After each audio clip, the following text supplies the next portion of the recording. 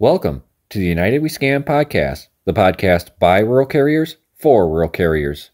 The views expressed in this podcast are of the presenters and the presenters only and do not represent the views, opinions, or strategies of the United States Postal Service or the National Rural Letter Carriers Association. We ask that you please consult your assigned union representative for guidance in your local area. Please like this podcast, share with your fellow rural carriers, and subscribe to be notified each time a new episode is uploaded. Please leave a comment or question for us below. Thank you. Now, here are the hosts of the United We Scan podcast. Welcome back, everybody. Episode 109. Yep. Last of SAC. And City votes no. Big headline today. But we'll get into that in a minute. Bill, how was your week this week? Oh, God. It's another week of trials, tribulations for Westchester. I'll discuss later on what's possibly going on at the SDNC and the reopening of the original Westchester facility, which is mind-boggling. It's bad enough to try to balance the checkbook when you move these offices to SDNCs, but then to move other offices into our former office, I can't put the numbers together. So yeah, we had a pretty good week. Like I said, I found out I had bronchitis, so got the steroid and the albuterol inhaler, and I just found out today I'm not supposed to be huffing on the inhaler like I do, but I get carried away. Had one's grandson yesterday. We turned around and we went and looked at an investment property today, and that turned into be a fiasco because it was an open house and people that, because of where it is and how much acreage is involved, people wanted to see this property. And it was like going to the circus on the first day of the summer. Oh my God. But the property didn't, pan out. So we came home and, found out another son's on the way up with the other grandson. So they came up, we fed them, and here I am, bright-eyed, bushy-tailed, in person, ready to start some shit. How about you, James? How'd your week go? Well, it was after getting back from SAC. It was Tuesday. I took Tuesday off as well because I got back in at 1:30 in the morning, Tuesday morning, and drove straight through from Atlanta to here. A little over 12 hours total with fuel stops and food stops and stuff like that. And got in at 1:30 in the morning, and I'm glad I took Tuesday off to recover from the drive and catch up on the sleep a little bit. But it was nice to go back into work and see my customers again and deliver the mail. As much as people talk bad about how hard it is to do this job, I really do enjoy doing this job. It's hard, it's rough, it's hard on the body, but I love that every day is different, even though I'm doing the same thing every day.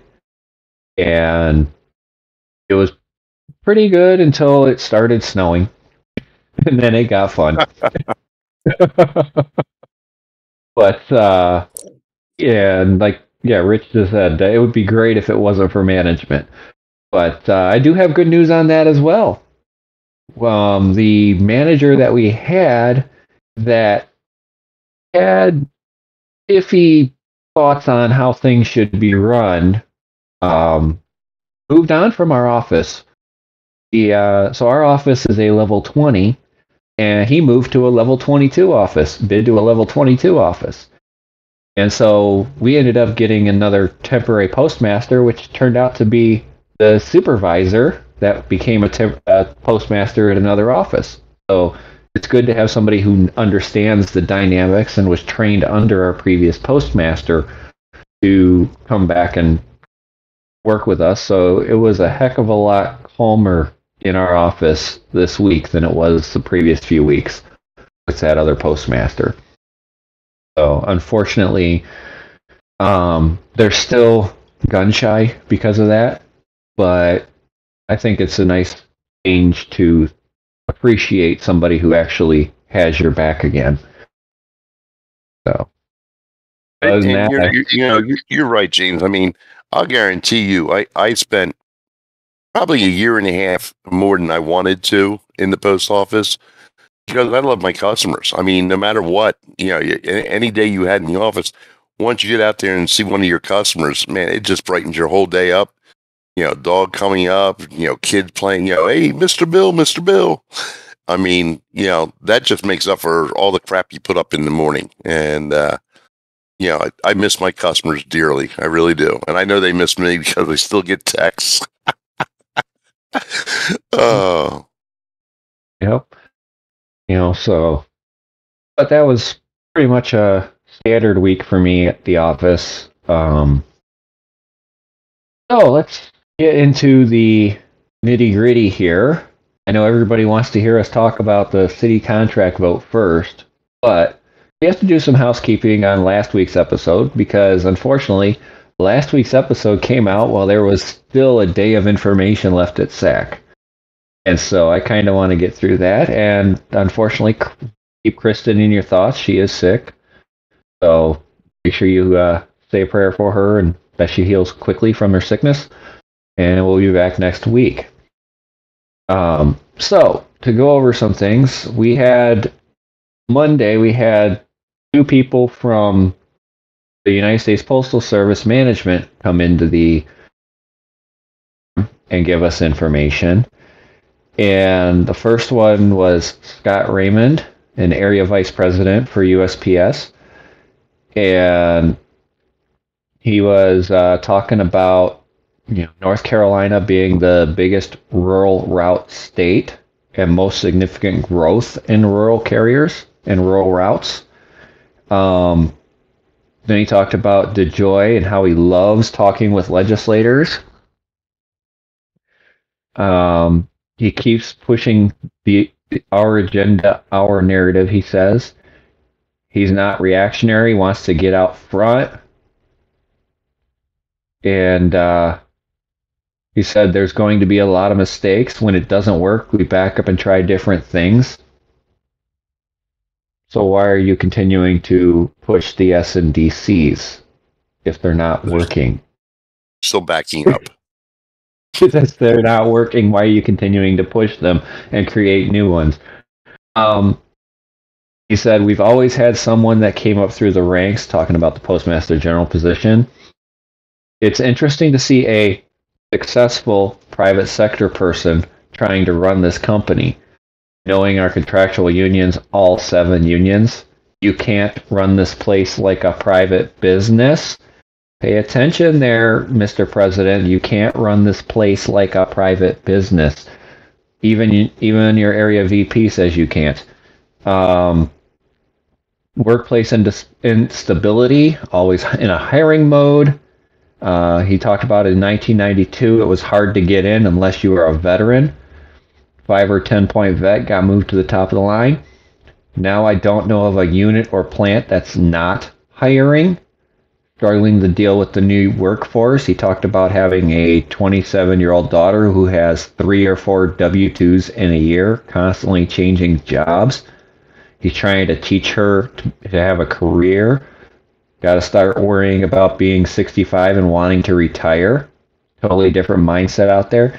I don't think it's a totally different mindset. I think it's we don't want to put up with your BS mindset. You're going to treat us like dirt, we're going to go somewhere else. People like Bill and myself, we have the pride in the tasks we're doing to stick around and fight for what's right. And other individuals have that mindset of, I don't like it here, I'm going to leave. But he's talking about we need the biggest things are better quality of life, better job, better pay as exit interview answers that they get. Quality of life, yes. When you're working 12, 14, 16, 19 hours a day, 6, 7 days a week, you don't have a quality of life. Better job, you can classify that as hostile management. Because people don't quit jobs, they quit management. Better pay, yeah. I know a carrier who told me about an RCA in their office that was earned $10,000, but paid $11,000 in vehicle repairs on a POV office. You know, 70% of post offices don't make the cost to run them. That one post office was a single business, they'd close. So is that why you're closing all these post offices? Is you're considering them single businesses isolated from the entire entity? If that was the case, companies like McDonald's would be shutting a lot of restaurants down. There are restaurants, McDonald's restaurants, that they're the only food place in a town that's fast food, and they don't actually cover their costs. They're a company-owned, not a franchise, a company-owned McDonald's that loses a little bit of money just so they have the market share in that little town. There's reasons why they're there, and the biggest reason there is for the people. The people who vote, the people who care about the post office, the people who need things shipped to them, and the only people that will deliver them is the post office. It's not our fault that you turned around and gave these companies a cheap contract to deliver their freight for them. He said that some of these post offices only do 3, 4, or 5 transactions a day. That would include stamp sales and parcels and things like that. But the thing about those offices is it's not an outgoing office, it's an incoming office. It's bringing things in from the city to the rural areas and delivering them out. But apparently these guys don't understand that concept, that all the information comes out to rural from the cities, which is where everybody else operates. We're the only ones that are going way out in the boondocks to deliver.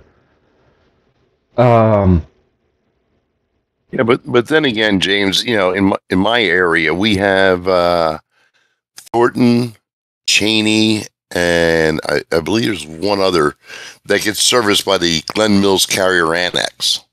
Mm-hmm. And between the two of them, if they have 10 visitors a day, they're lucky because they're mostly there for PO boxes. But as far as actually generating any sales or anything, they're not worth it. But yet, they have a supervisor that oversees those two little RMPOs at $100 and some thousand a year. Yeah, the biggest cost is management. Let me think about that. Where's your cost at? Yeah, exactly. I mean, I'd have closed them so fast that people would be sitting there going, huh, what? Your key would have still been in the door when I locked it up on you, because, it's not worth it. And Cheney is the one where Cheney University is, which gets their own mail directly. Okay. So there's no need for a carrier there. There's no business there. These homes are out on 4 and 5 acres. They're $1 million plus homes. They don't go to the post office. And the people who do, like I said, they only go in there for their PO boxes. If they, and I know the supervisor overlooking both of those offices, and they said, it's a waste of money because the carrier's going out there to drop the mail off for these PO boxes, and they can absorb all the PO boxes at Glen Mills, keep the carriers out in the street from something else instead of wasting their time there. Yeah. But we're going to do SDNCs. That's more profitable.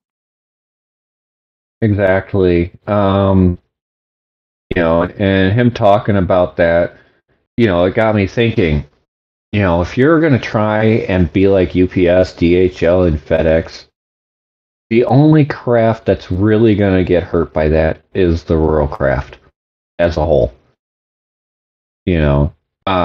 Speaking of S&DCs, he was talking up Palmetto. They want all the plants to look exactly the same, flow the same, operate the same. He was talking about how the machines in the offices in these distribution centers, when a machine would be taken out, they just plop another machine in that area, no matter what it was. And so you'd have mail going across both sides of the plant, going from one spot to this machine, back to another spot to be sorted here, then over here for that machine, and so on and so forth.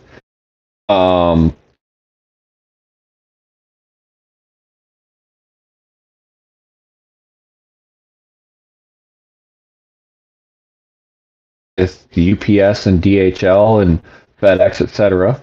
And the reason why is because they wanted to do an increase of 9% on the total cost of a Smart Post, Parcel Select, whatever you want to call them. And it was about $2 to $3 per parcel. And they're saying they can't afford that. Companies can't afford that.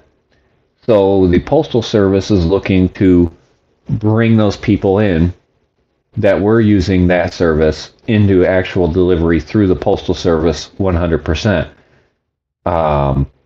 Talked about Nike, how Nike had left us for UPS, and they're in talks with Nike to get them back to the Postal Service. Trying to get all the returns. You know how we would pick up a return and it'd have a UPS barcode on it or something like that. They're going to try and go through that. Then he turned over to the hurricanes. They still have 15 offices still severely damaged. Two post offices, McKayville and Marshall, were lost completely. 1,911 deliveries affected. 1,000 to 1,200 businesses, the rest of them residential. 25 road closures. They said 8% of cell towers are still out of commission, and only one paycheck was interrupted because of it. Direct deposit. Yeah. We had our regional manager, Derek Strissel, come in. Love this guy. He actually talks to us like we're human beings, doesn't talk down to us, jokes with us, has a good time. That is how these managers should be when dealing with carriers, whether it's with any craft employee. This man should be the guy who teaches everybody how you deal with crafts. He talked about people switching positions and stuff like that. There's a new chief performance officer, a new chief retail and delivery person out of the Westchester, New York. Gotcha there, Bill. Westchester, New York area. New delivery VP, John Morgan, out of the Arizona, New Mexico district. 20% of the processing network has already changed. They went over a safety moment, and they said there are 469 more RCAs in SAC districts than there were before. And they say 40% of the workforce comes from word of mouth, which I can't argue with that when they're only posting the advertisements for it for 3 days on the careers website. It's kind of hard to get people to apply in when they're only there for 3 days, unless they're told that, hey, how many new RCAs you said? 400? 459 in the SAC area. Okay, and mostly by the word of mouth. Yes, 40%. There's a lot of people that don't like other people. Mm-hmm. Recommending them to, get a job at the post office. Yeah. I mean, the horror stories, and I've seen your response in regards to some of these people asking POV questions. I mean, it's like the horror stories where, the supervisor says I have to have a POV in case I'm sent to another office. Okay, now I don't know about anybody else, but if I'm hired at an all government vehicle office and you tell me I have to go to a POV office, you know what I'm telling you. Mm-hmm. Regardless of whether I was getting ready to retire or not. Yeah, and that's the hardest part about all of this is when I hired in, they told me I didn't have to have a POV, but if I had one to deliver parcels in, I could make some extra money during the Christmas season. They didn't tell me I had to have a POV to actually deliver mail. And there are a lot of RCAs that got hired in that exact same way. Oh, you're going to an all government vehicle office. Don't worry about that provision in the contract. You won't need a vehicle. And I can understand both sides of it. I talk with POV carriers all the time. Ones that prefer to have their POV on the route, some that got forced into a government vehicle and literally tell management, you either let me deliver in my POV or I won't make it in that piece of garbage can that you're putting me in. Yeah. Especially in states where you get a lot of snow and you need four-wheel drive to get down some of these roads. Should you be going down them if you have to be in four-wheel drive? Maybe not. But their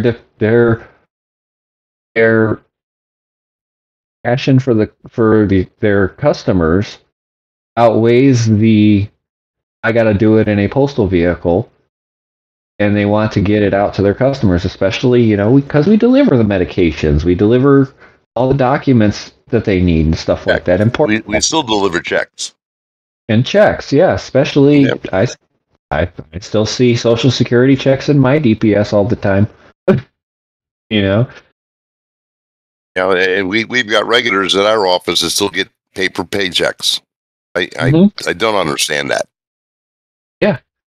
Yeah. So, but anyway, then after that we had because of the size of the where the states are for SAC, we actually had to have the executive committeemen for all the states in those areas. Like we had Kirby Ricketts, we had Mike Marola and Bethany Small all there to answer or bring up things and answer questions, because they have states that are in their regions in SAC.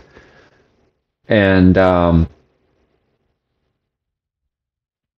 so the biggest ones I want to talk about are some comments that they made. Kirby Ricketts said, most issues are interpretive issues.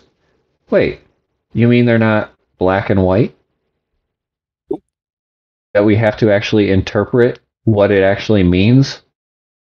And then he says, stewards are going to face adversity and not get their way, and we want to train for that. Yeah, you're going to have those managers that dig their heels in and think that their interpretation is the right way and your way is the highway. He said, currently, management doesn't have time to run discipline. PDIs and IIs are going up, but management isn't following through with discipline. So management is overburdened with work, so they can't do their job. Wow. Grievance cases. Sorry. Didn't mean to do that to you, Bill. You can't throw that out like that. I mean, I had to, man. I had to. You were right there. I knew you would totally choke on that one. You would laugh too hard. But he said because of that, grievance cases are going down.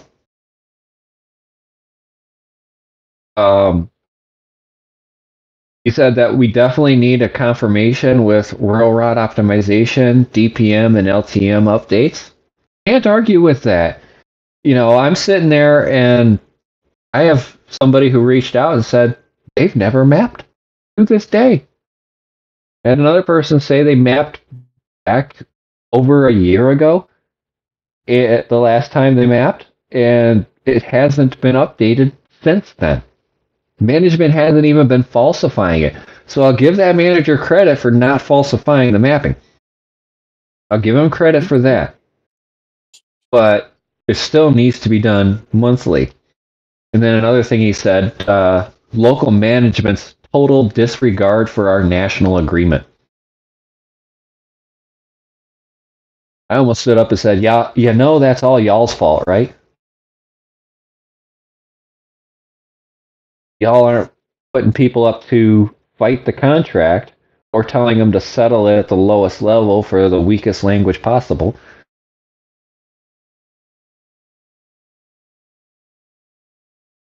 the MOU My for hand. regular. Man, wave my hand. Me. Call me. Call me. Yes, Bill. Me. Oh, you saw me. Well, I don't have the camera up when I'm on the other page. I apologize. Okay.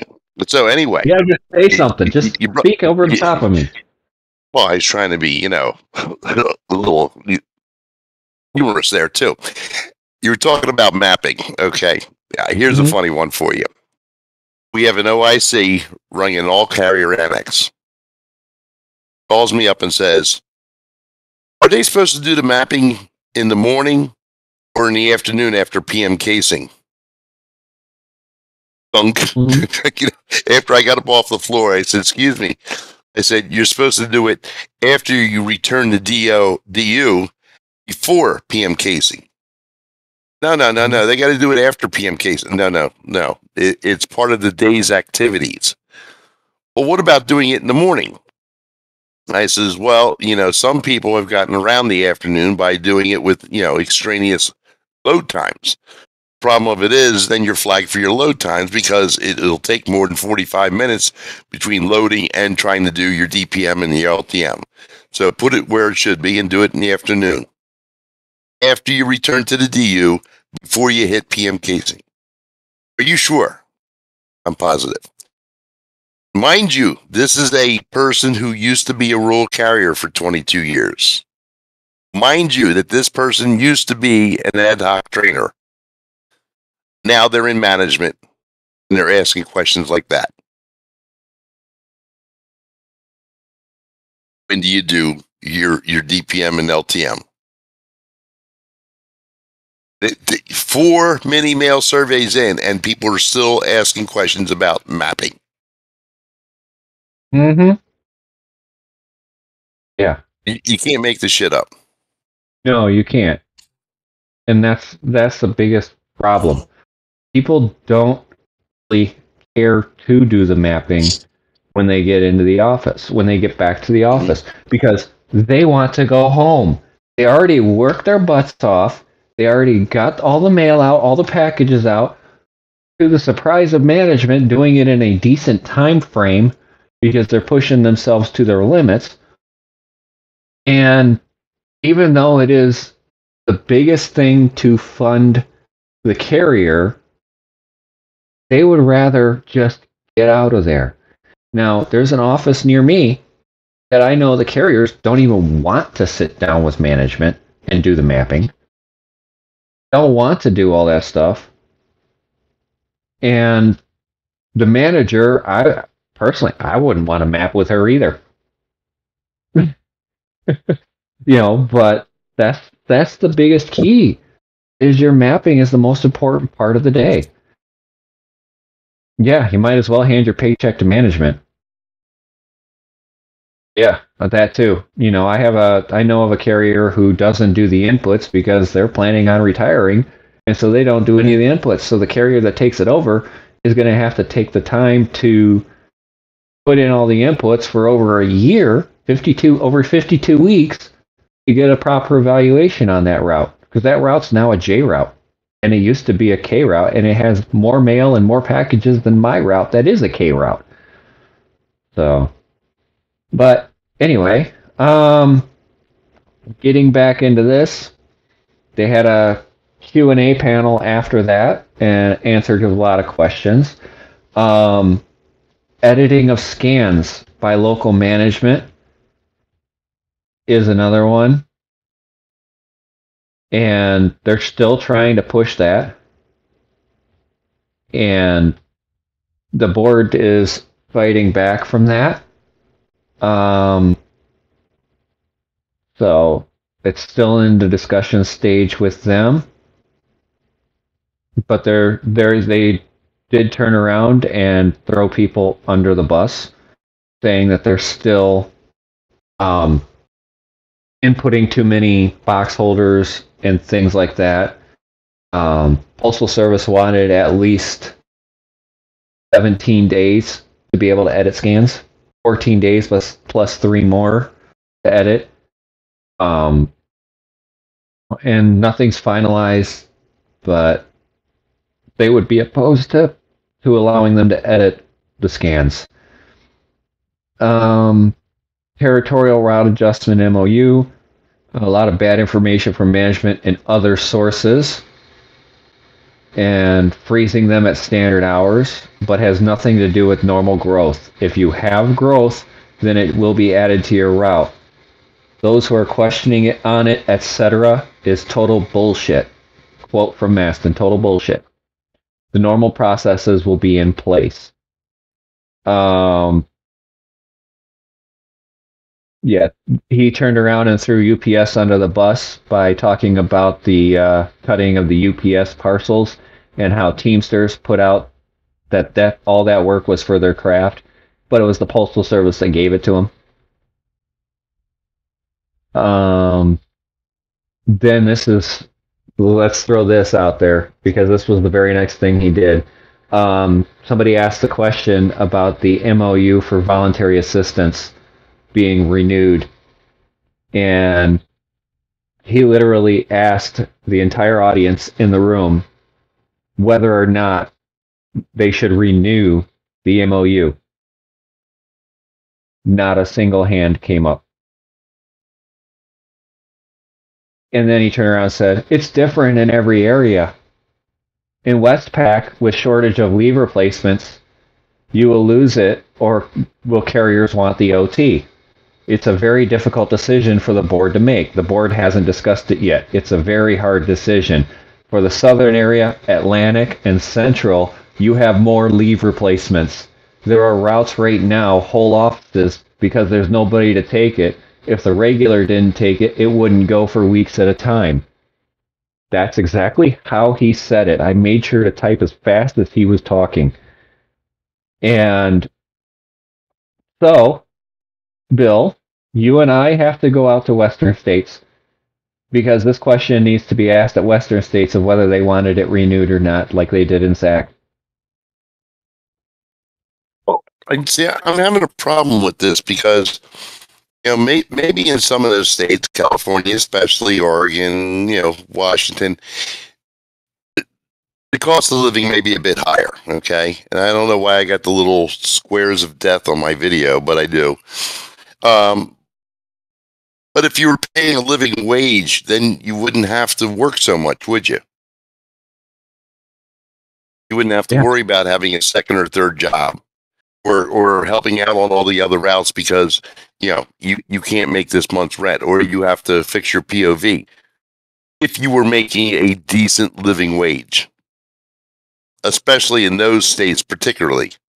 Yeah. I mean, the thing about being a rural carrier is most of us don't live in the high cost areas, the urban areas. We're more rural, hence the name, and therefore we're making a decent salary. But table 2 isn't. No matter what part of the country you're in. So if you're in California and you're trying to live out there and your gas is over $4 a gallon every day and they just drop the EMA, well, guess what? It's $6 a gallon in California. I'm not going to quote you on that, Mr. Trump. But I'm just saying the fact is that, those areas that are being serviced, it costs a lot to live. There's parts of Washington, Oregon, and maybe even Northern California, but not many areas out there is it cheap to live in at all. Mm-hmm. I was just talking with somebody about here, my state. It's the amount that I am paying for my house right now monthly is lower than rent in all the surrounding counties to me, including my county. I'm paying less monthly for my house payment, which is actually lower than what a house payment for this house would be on today's market value. But the fact is, interest rate. Including the interest rate, insurance, and all that other stuff. Insurance gone up too for homeowners insurance and stuff. But people can't afford to live on scrap wages. And you can say, yeah, you're making more than somebody that works at McDonald's, barely. You're making more than somebody on minimum wage. Yes, but minimum wage is poverty wages. And we're close to poverty in the Postal Service because, especially for rural carriers who have to upkeep a car, Table 2 and Table 4 just doesn't cut it. No. One barely cuts it for a lot of people. We don't want to just live paycheck to paycheck to paycheck. We want to have some more money so that way we can afford to do things like being able to afford vacations to areas where they depend on tourists to fund their lives. Places, going to amusement parks in the summer so they can afford to pay the people that work there. Going out and buying fancy clothes, buying new car, replacement car for your POV, buying food. How can, and on top of that, afford kids? Mm-hmm. And then, yeah, I'm getting there. I'm getting there, Rich. And then you also have the fact that because we don't have the pay to attract people to work here, to work as a sub, to cover routes, we don't have people that can go to conferences and conventions. There have been people who have reached out that said, I was elected a delegate, but I can't get the day off because there are no subs. And they can't get the day off because there's nobody to work the route, because their supervisor's working a route, their postmaster's working a route, because there aren't enough subs. And that is the biggest crime of all with any of this, is that we are not attracting people so people can do their union duty. And yet, on the back end of that, the people who are already in the state offices and established are in the NSS, or those retirees, they can all afford to get the time off. And they also have the financial wherewithal. Aren't you a retiree now? Yes, I am. And have I ever picked up more than my share going to these conferences? No. Not at all, no. Yeah. But that's who I am. I mean, you're not seeing any other retirees helping out, do you? I'm gonna say, there are a lot of retirees that do care and do listen and do want to help the craft. I'm not discrediting anybody that wants to make this craft better. But they have to think about, how do we make this better so that the current RCAs, new RCAs, can become retired regular carriers. We have to start thinking like that. We have to start thinking, how do we get people to become retired rural letter carriers? Let's keep going. Somebody asked if there's going to be a publication with guidelines for RECs or something similar to the PO 603. First response, never. And then he went on to say the PO 603 may be updated after they create a new RECs manual. Obviously, the PO 603 is never going to be updated either.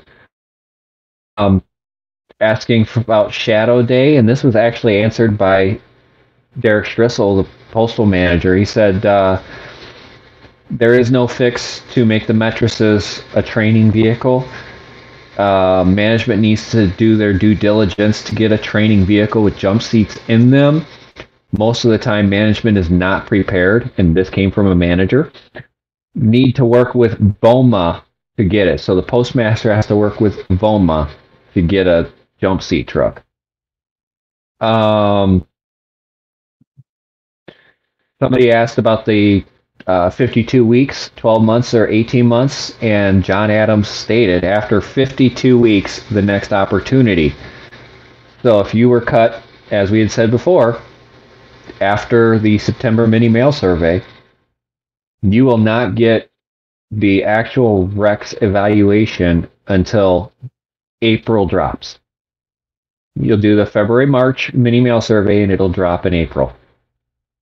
But other than that, you still have the interim adjustments for changes to your route.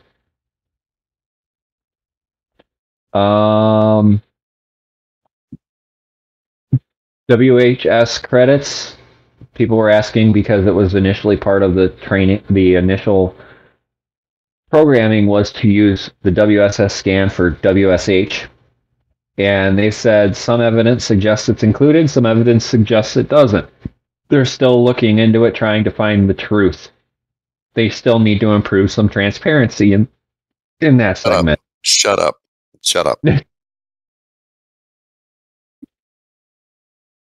I can't believe 44 mini mail surveys, 12 years in the making. We're still discussing the fact that transparency mandated by the engineers and the is still arbitrator. a topic. Yes, it's still a topic. And yet neither our union or the city union has been able to gain any transparency from the Postal Service. Exactly. We're waiting on transparency from the Postal Service, and we're waiting on transparency from our national board. But okay, those retirees that we talk about, some good, some bad. Same way we got the same people on the state boards, okay, and the same people in the NSS. Some good, some bad. I mean, you hear just like our management. You hear horror stories left and right about the NSS. Okay, we know enough about the national board. But the fact of the matter is, until we weed these people out, it's not going to get any better. We just lost another ADR for failure to perform. Another one. That makes 8 in 1 year. We're getting there. We've got to find these bad eggs, and they have to go. If they're choosing ease over righteousness, and I hate to put it that way because it sounds like I'm being religious here about our union, but if they're not willing to fight for this craft, they need to go back to their route. Because this craft should be the first and only thing they fight for as a representative of this union. And if they don't fight for this craft, they might as well go back to just working the route. There are some that actually have enough time in, they can just retire.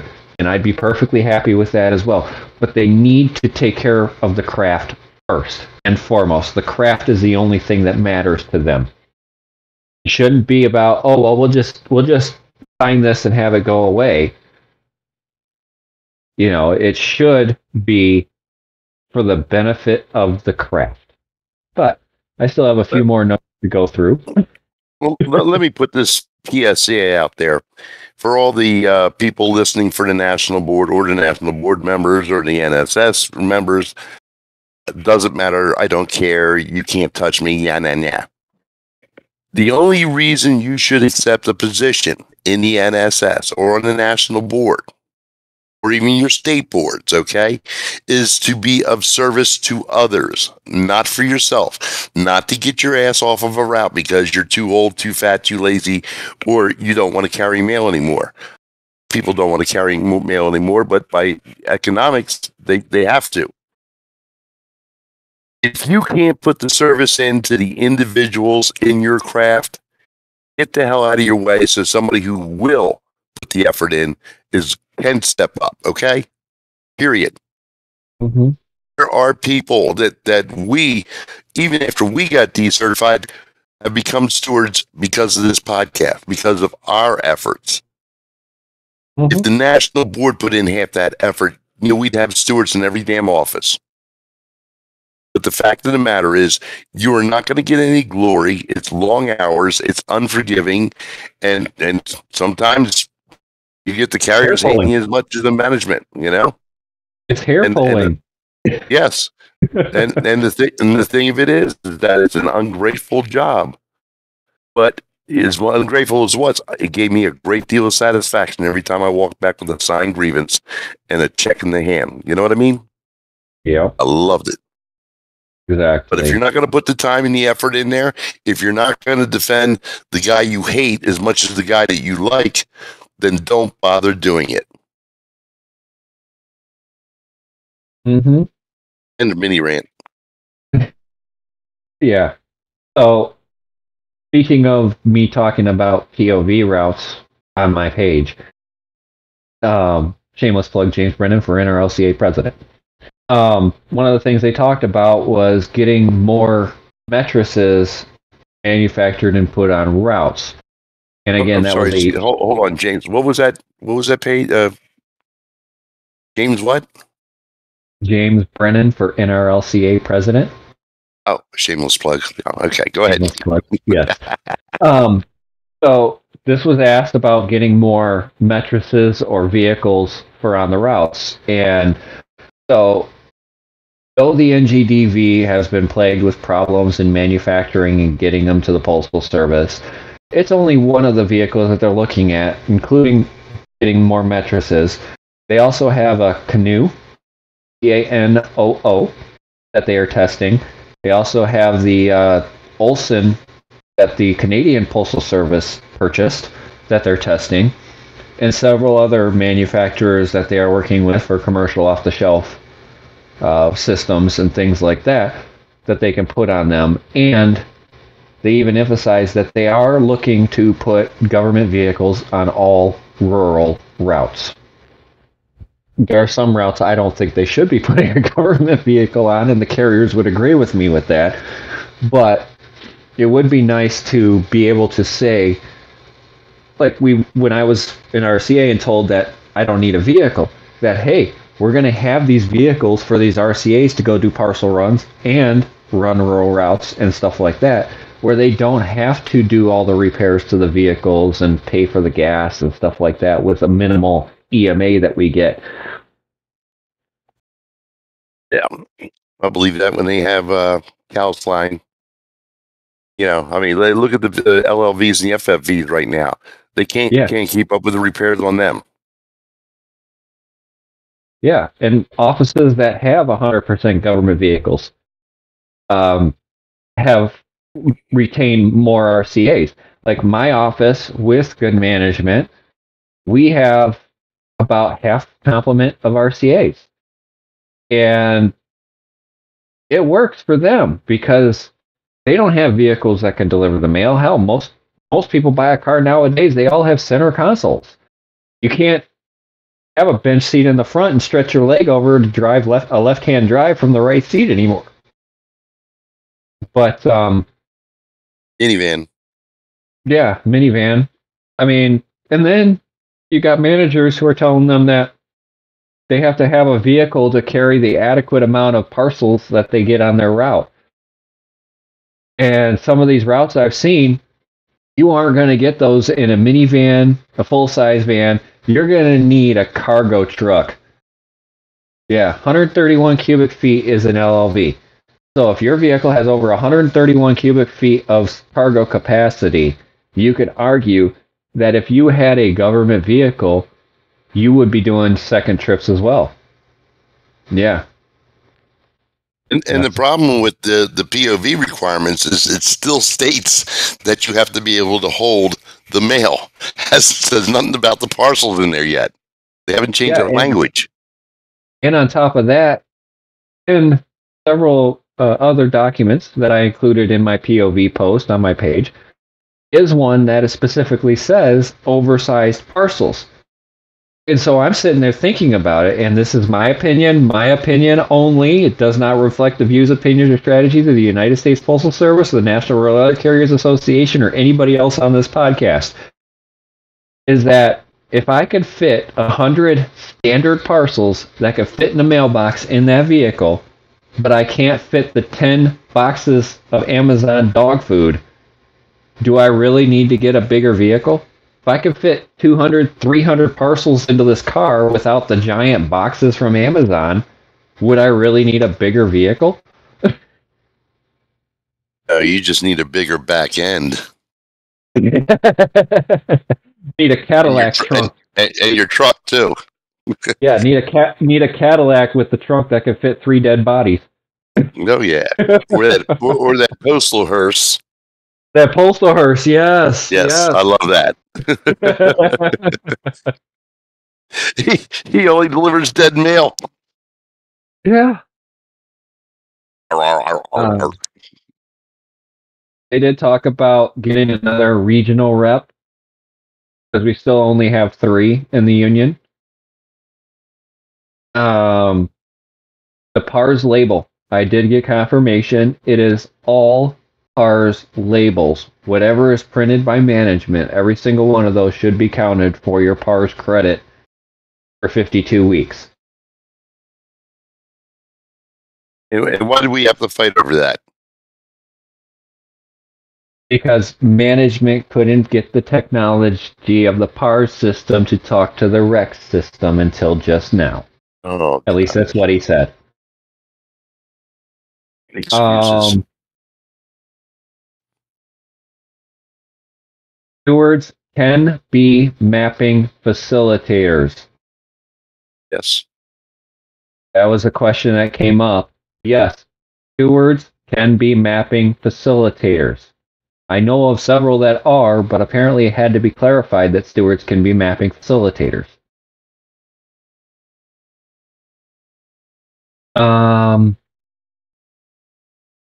Another thing that came up is there was a comment made that academy instructors are pushing people to city, clerk, janitorial, etc. And they said instructors should be proud to be rural. They should show positive towards postal service in the rural craft, and if they aren't, the DR should be notified. So that was the last question that I had that they took. Let's see here.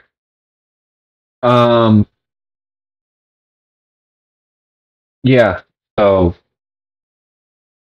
yeah, they're probably missing data from the last 51 weeks. All right, let's go into the big topic now, Bill, since we're already almost an hour into this. So, it has come to the attention of this podcast, as well as everybody else on social media that follows this stuff, that the City Carrier Union, and I say the union itself, overwhelmingly voted down the tentative agreement that was negotiated between Brian Renfro and the United States Postal Service. The number that they voted it down was approximately 70 to 30. And the number of people that voted was almost 100,000 city letter carriers. Out of 230,000 city letter carriers total. That includes dues paying and non. And so if you really think about it, approximately 50% or more of the voting craft voted down their contract, their tentative agreement. The last vote that they had 2 years ago for their elections had a 15% return rate of the voting public, of the voting membership. 15% voted for their officers, where over 50% voted down this contract. Now, I'm only saying that, but you have to remember it could be a possibility that some did not get their ballots, and some of the ballots did not make it to the P.O. box they had to go to. So just remember, yes, active members. The people that can vote are only full dues-paying members in good standing.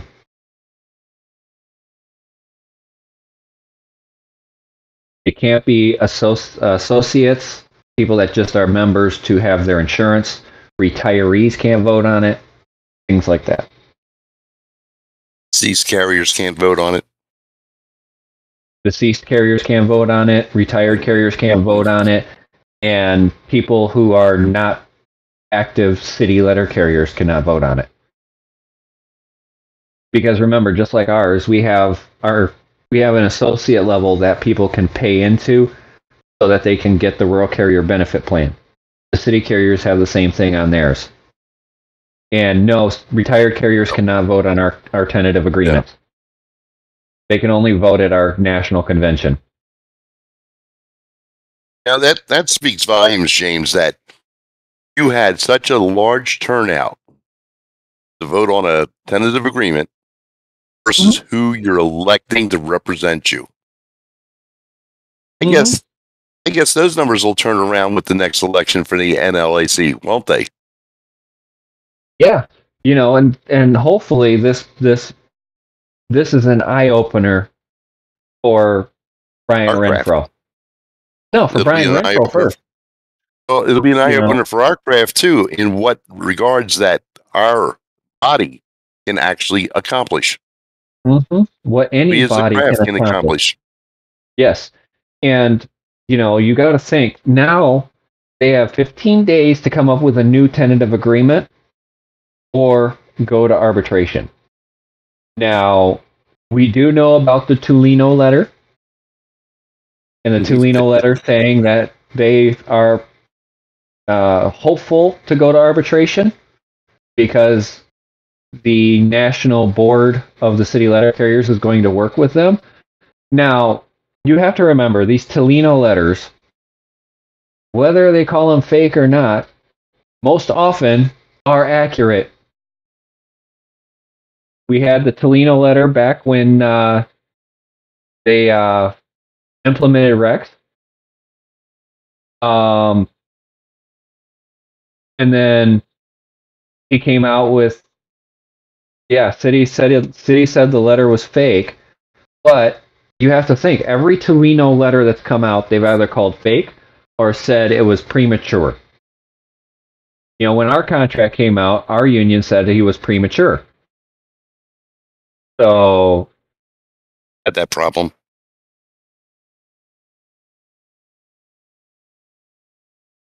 You got that problem? I said I've had that problem. Yeah. Get it? Get it? Joke. Joke. It's a little slow there, James. This is one that is for the record books. This is only the second time since 1970 that the city craft has actually voted down a contract. Yes, and there was the leak about the city contract before it became a TA, and Brian Renfro called that a fake too. Yeah, and so here's what Maston, Renfro, and anybody else in these contract negotiations need to understand. The working people of this country are tired of being treated like garbage, to be walked on by any manager in any company. Whether it is the city carriers, whether it's UPS, whether it is FedEx, whether it is Costco, McDonald's, Starbucks, any of those. People are tired and want to be treated with dignity, fairness, and respect. And if they're not treated with that, then they're going to go somewhere else. And they have been going somewhere else. I do not condone a strike. But when you don't have enough people to do the job because they're constantly quitting, and you have people who have been in this job for 27, 30 years who are quitting this job for labor elsewhere because they're tired of dealing with you. They're tired of dealing with the garbage that you put out. They're tired of dealing with the disrespect that happens in these offices. And this contract being voted down by the city carriers is a statement to every single union official across this organization. Fight for your craft. Fight for your people. And if you're not willing to, step down and let somebody in who will. Amen. And personally, James, I'd have gone another 2 years until my wife hit 62 if it wasn't for, the toxic atmosphere at the SDNC. And the driving full days pay every week for your route and back. Yeah, I mean, the fact of the matter is that I love my job, but I knew that I was at my limit dealing with those individuals in regards to how they treated our craft, and it got in my face one too many times, and I knew the next time it happened, I was going to go off, and I knew that wasn't the best way to end my career at the post office, because I'd either been in solitary lockdown or in the mental hospital. But the fact of the matter is that I didn't want to I didn't need to put myself through that. That's the end game of it. I didn't have to put myself through. I didn't need the money. I have more than enough money. I didn't need time or anything.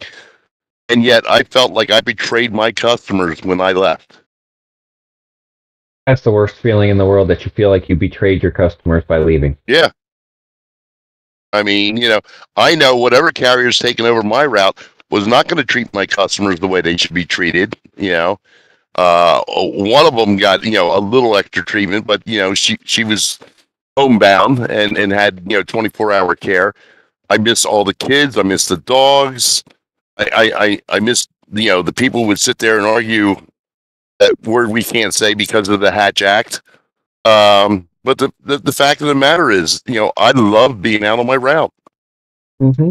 And despite me being the asshole that I am, most of my customers love me. Yeah. And that's the thing, is we are a customer service agency. We are here to take care of the American people. Every single American in this country is our consumer. Every single person in this country is our customer, and every single person in this country, we are the face of the Postal Service, rural and city. And it's time for management to recognize again, which is in their manuals, that the letter carriers are the most important people in the Postal Service. It says it right in the M38. It says it right in the POM. It says it in the M39 and the M41. The carriers are the most important people because we are the people who interact with the general public. The clerks interact with them at the counter. We interact with them at their own home. We know where they live. Yes, we do. You're taking a Bill May line there, but yeah, but I'll let you. But it's one of those things that management needs to recognize, that if they want this organization to continue, they don't need to beef up 150,000 new managers. They need to beef up 150,000 more carriers. They need to get more people delivering the mail, not just cutting people off by putting them into S&DCs and cutting the workforce by moving everybody into these centralized locations, which is the main reason they're doing that. They're cutting out clerk hours at the offices. That's the biggest thing they're doing, is cutting clerk hours. And guess what? Those clerks can go back and become a mail handler or something like that, or take an early retirement, because they're drawing them all into these S&DCs. And when they finally realize that it's a problem, they won't have any clerks in these offices to do the sorting of mail anymore, because they'll all have moved on to other things.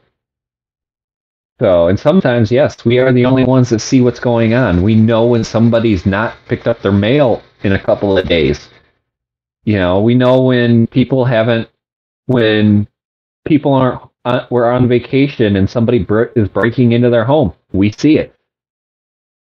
We help our customers. If they fall down on the ice out here in the wintertime, we help them back to their feet. But this city contract vote, I applaud them. That took a lot of guts because there was both sides fighting over it, both sides arguing one way and the other.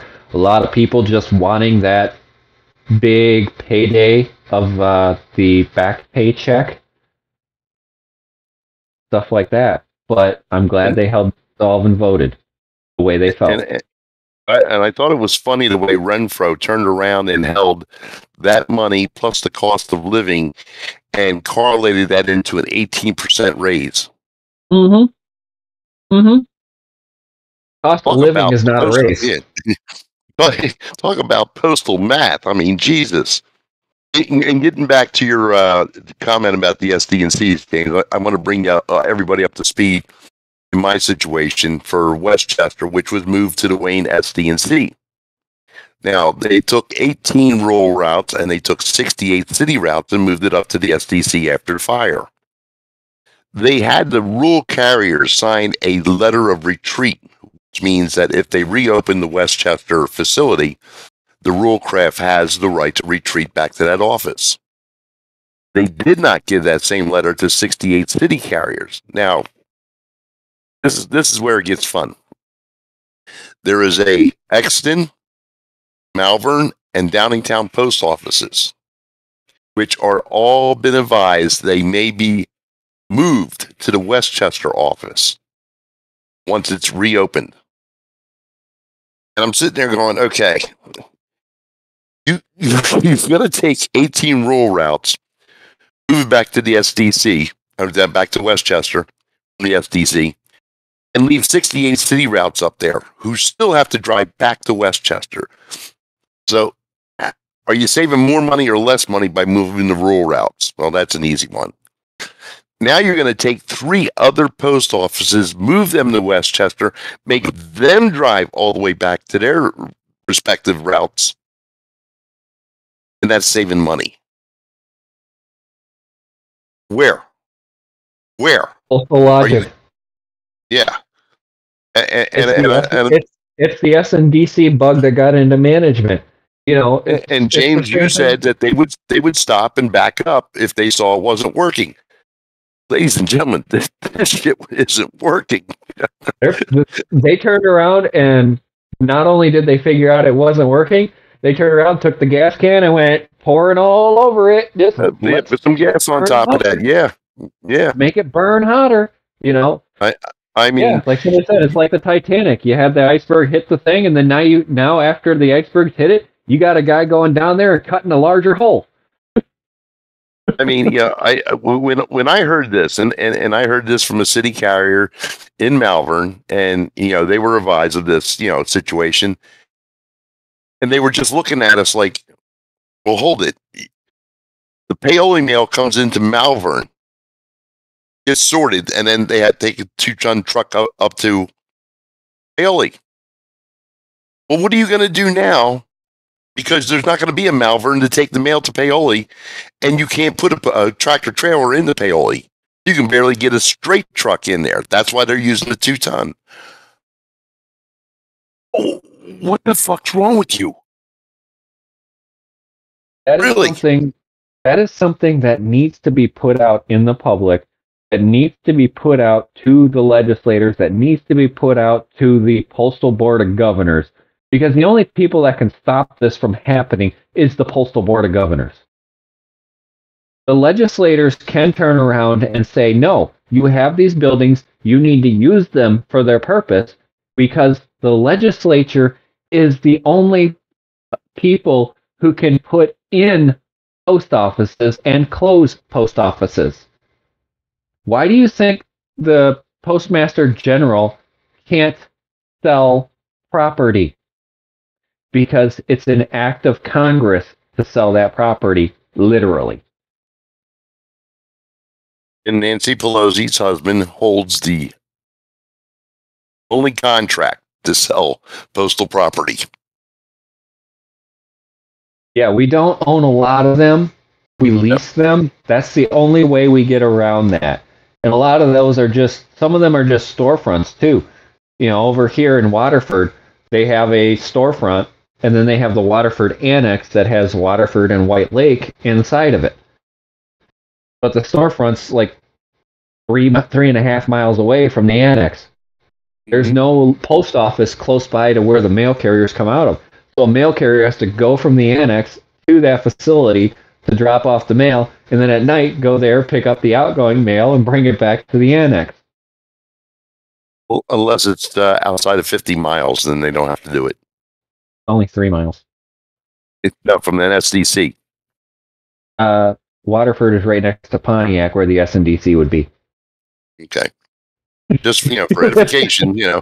If it's outside 50 miles, then you ain't getting it. Yeah, in my area alone, we are close enough to all the facilities to be within 50 miles. But Kristen, if they don't have an SNDC by Kristen, yeah, her mail would probably be shut down for the night run. Mm-hmm. And that's a topic for a whole nother episode.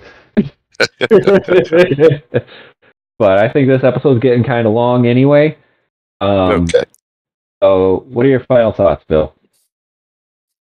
Oh, well, kudos to the city carriers for participating in their contract votes and rejecting it. I guess the amount of information between Corey and Fed Up, I mean, they've all been out there pounding the streets with this information, and basically blowing up the misinformation that Renfro has presented. But hats off to them. And this is also a lesson for us to know that this is exactly what we're going to get when it comes to us. We're going to get the same damn crap contract offered to us, and we're going to go through the same damn process. So, not me, because I can't vote on the contract, but the fact of the matter is that it's going to fall in your laps. And God knows, we have no idea when the TA may be offered to us. And that's just, one of those things where, who cares about the back pay, Get rid of table 2, get rid of table 4, get rid of the hostile, work environment, and provide real transparency. That's all I want. Am I asking for too much? Oh, you're totally asking for the world.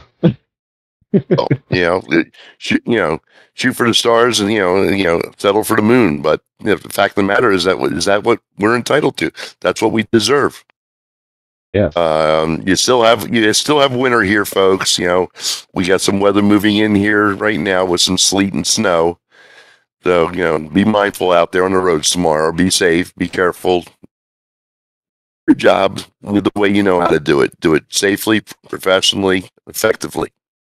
And I always tell you, you're the most important delivery of the day. Get home to your loved ones because they matter. When it comes to the post office, you don't. But to your family, you matter. Okay? God bless. James, last words? I agree with you. The city carriers told management and their national board, well, I should say Brian Renfro, because he was the only one negotiating according to the national board of the NALC, that we're worth more than what you think we're worth. We're worth more than just numbers on a spreadsheet. We're people. And they showed management and the union that we're all in this together. And that's what we need to do too. If you are not receiving a national magazine, your address may be wrong with the national board. If you want to be able to vote on this contract, first you have to be a dues-paying member of the union, but then you also have to have an accurate address for them to send you the ballot. So make sure your address is correct. If you're not getting your national magazine, contact your state secretary. Your state secretary is your point of contact for changing your address or any other pertinent information for the union. So make sure you get your correct information in there. We want carriers first. Whether it's the city carriers, whether it's the rural carriers, we want the rural carriers first in our contract. We want carriers first, nothing second. Take care of your craft, and your craft will take care of you. Don't take care of your craft, you might as well start packing your bags, because the craft is coming for you. And I will say that with the resounding turnout of this vote for this tentative agreement, Brian Renfro's on his last leg as president of the NALC. He has an uphill battle to win re-election the next time it comes out, because these people recognize exactly what he's doing. And this is the message to our president, Don Maston. Pay attention, because the people here are speaking. The city carriers have already shown you the same mindset your rural craft has. And if you don't get us a tentative agreement that puts carriers first, takes care of us, puts more protections to give carriers treatment from dignity, fairness, and respect, and you put out some garbage like Renfro did, you're on your last legs too. We're coming for you, because we're all in this together. Thank you, everybody, for tuning in and listening to us. Hopefully, Kristen will be back next week. Have a good It will. Yeah, get well, Kristen. We're behind you on this. Keep us updated, and everybody have a good week, and we'll see you next week.